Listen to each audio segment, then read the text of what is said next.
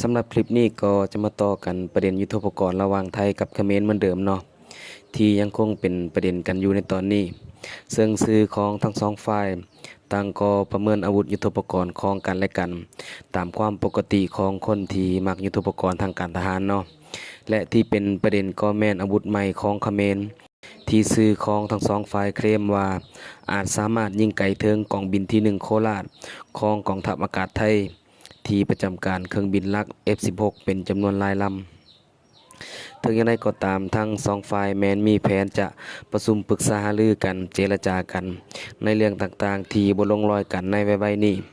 ซึ่งเบิ่งจากเหตุการณ์ต่างๆที่มันได้เกิดขึ้นแล้วถือว่ามันเป็นเรื่องเล็กน้อยเนาะบ่ถึงขั้นว่าน้อย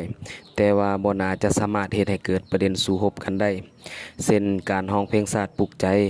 การเผาศาลาทางเขมรก็ยืนยันว่าเป็นเพียงอุบัติเหตุและการตัดน้ำลวดตามชายแดนและอื่นๆอีกซึ่งข้าพเจ้าเองก็คิดว่าน่าจะเคลียร์กันได้ง่ายๆบ่เหมือนประเด็นญาติแย่งดินแดนมาเข้าเรื่องอาวุธยุทโธปกรณ์ที่เป็นไฮไลท์สำหรับคลิปนี้กันเนาะที่จากบทเรียนในปี2554อาวุธประเภทเดียวกันแต่ของไทยแมนมีความทันสมัยกว่าดังที่ข้าพเจ้าได้กล่าวลงละเอียดในคลิปก่อนๆว่าเขมรถูกไทยถล่มยับในตอนนั้นมาถึงปัจจุบันนี้เขมรแมนได้บทเรียนในครั้งนั้นและก็จัดหามาใหม่เด็ดๆหลายอย่างซึ่งแน่นอนว่าทั้งสองฝ่ายก็อาจจะวิเคราะห์อาวุธของกันและกันอยู่แล้วเนาะฉะนั้นคลิปนี้พวกเราจะมาเบิ่งนำกันเนาะเบิ่งกันในเชิงเทคนิคด้านอาวุธยุทโธปกรณ์ว่าอาวุธของเขมรใหม่นี้เหนือกว่าหรือว่าเทียบเคียงกับอาวุธของไทยบ่และประเด็นเรื่องระยะอาวุธใหม่ของเขมรที่สื่อไทยต่างก็อาจคาดการณ์ว่าอาจจะสามารถยิงได้ถึงกองบินที่1ที่ประจำการ F16 ก็ได้ต้องขอบอก FC ก่อนเลยเนาะว่าถ้ามีการโจมตีฐานบิน F16 ก่อน F16 ถูกทำลายแน่นอนว่าความได้เปรียบของไทยก็อาจจะลดลงทันทีแต่การที่จะเฮ็ดแบบนั้นแม่นแทบจะเป็นไปบ่ได้เลยเนาะหนึ่งก็คือทางไทยจะบ่อนุญาตให้นำระบบลูกยิงจรวดดังกล่าวมาติดตั้งไว้ประชิดชายแดนแบบนั้นสองก็คือกฎหมายระหว่างประเทศการซิ่งโจมตีฐานทัพก่อนแบบนั้นจะเป็นการประกาศสงครามเต็มรูปแบบปกติแล้วการปะทะกันจะเริ่มจากขั้นตอนน้อยที่1เนาะก็คือการปะทะกันในจุดน้อยๆในชายแดนก่อนระหว่างทหารในแนวหน้าแล้วถ้าความรุนแรงทวีขึ้นมาจึงมีการโจมตีกันขันใหญ่ขึ้นมาเช่นการโจมตีฐานทัพต่างๆและมันก็เป็นการประกาศสงครามเต็มรูปแบบไปแล้วซึ่งจะนำพาให้ทั้งสองฝ่ายแมนคนอาวุธทั้งหมดที่มีใส่กันคิดว่าเขมรเองก็บ่ต้องการแบบนั้นแน่นอนฉะนั้นแล้วเป็นไปบ่ได้เลยที่เขมรจะซิ่งโจมตีฐานทัพ F16 ของกองบินโคราชก่อนสำหรับทางฝั่งไทยตามการติดตามข่าวของข้าพเจ้าในหลายๆปีเนาะไทยจะบ่ลงมือก่อนแน่นอนเพราะทางไทยแมนหนักแน่นและยึดมั่นต่อคำมั่น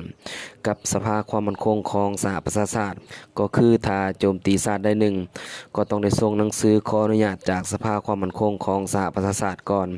ยกเว้นว่าไทยจะถูกโจมตีก่อนทางไทยจึงจะสามารถนำใส่สิทธิ์ป้องกันตัวเองโดยสามารถโจมตีตอบโต้แล้วจึงขออนุญาตภายหลังก็ได้และการป้องกันตัวของไทยแมนพอเหมาะพอควรอันนี้ก็คือสิ่งที่ไทยปฏิบัติตลอดมาเนาะและถ้าผู้ชมสังเกตจะเห็นได้ว่าในช่วงปี2554เขมรเป็นคนเริ่มก่อนและเขมรเองเป็นคนที่ติดต่อมาทางไทยเพื่อขอหยุดยิงและทางไทยก็ปฏิบัติตามการร้องขอทันทีโดยบ่มีการดีเลย์หรือว่าซักษาไปเป็นครึ่งวันหรือว่าเป็นวันอันนี้ก็คือเป็นการป้องกันตัวเองแบบพอเหมาะพอควรของทางฝั่งไทยและที่ทาง FC ฝั่งไทยหลายๆคนเสียหายทัพไทยโจมตีว่าแดงก่อนข้าพเจ้าคิดว่าหยุดคิดไปได้เลยเนาะตามความยึดมั่นของไทยแล้วมันแทบจะเป็นไปบ่ได้เลยสำหรับอาวุธใหม่ของเขมรที่ว่าจะล้างตาหรือว่าได้เปรียบของไทยบ่ในปัจจุบันนี้บอกได้เลยว่าบ่เนาะอาจจะมีความเทียบเคียงขึ้นมาเล็กน้อยแต่ทางไทยแมนมีวิธีแก้ไว้ถ้าหับมือเป็นทีมห้อยแล้วเช่นเมื่อก่อนเขมรบ่มีเรดาร์ระบุที่ตั้งปืนใหญ่ของศัตรูเดี๋ยวนี้มีแล้วเมื่อก่อนบ่มีโดรนสอดแนมแต่เดี๋ยวนี้ก็มีแล้วเช่นเดียวกันแต่ว่าอย่าลืมว่ากลยุทธ์ทางการอากาศของไทยแมนอยู่ในอันดับต้นๆของเขตนี้รวมทั้งกลยุทธ์อื่นๆอีกเนาะบวกกับ Tactical Data Link เอาง่ายๆก็คือเขมรมีเรดาร์ใหม่มีระบบป้องกันอากาศระยะ50-70กิโลเมตรทางไทยสามารถใส่ KGGB ที่มีความแม่นยำระดับโลกปล่อยจากระยะ105กิโลเมตรทำลายได้ ซึ่งเป็นประเภทเดียวกับ JDAM ของสหรัฐเขมรมีโดรนสอดแนมใหม่นอกจากระบบแซมแล้วไทยยังมีตัวปราบโดรน X-MADIS ที่สามารถกดจับได้แม้กระทั่งโดรนระดับนาโนไปจนถึงเครื่องบินรบลำใหญ่คอยไว้จัดการอีกทั้งระบบอื่นๆแม่นครบสุดเนาะดังที่ข้าพเจ้าได้กล่าวไว้ตลอดมาว่าระบบของไทยแมนแน่นหนาครบเสร็จหลายไทยแมนผลิตและนำใส่โดรนหลายประเภท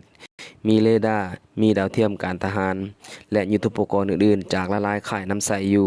ฉะนั้นวิธีการนำใส่จุดดีจุดอ่อนของแต่ละค่ายโดยเฉพาะแมนค่ายจากจีนที่เขมรนำใส่เนาะคิดว่าทั้งไทยแมนได้เปรียบบ่หลายก็น้อยเนาะที่ฮู้วิธีนำใส่และฮู้การนำใส่ของหลายๆค่ายโดยเฉพาะค่ายที่ฝ่ายตรงกันข้ามนำใส่อยู่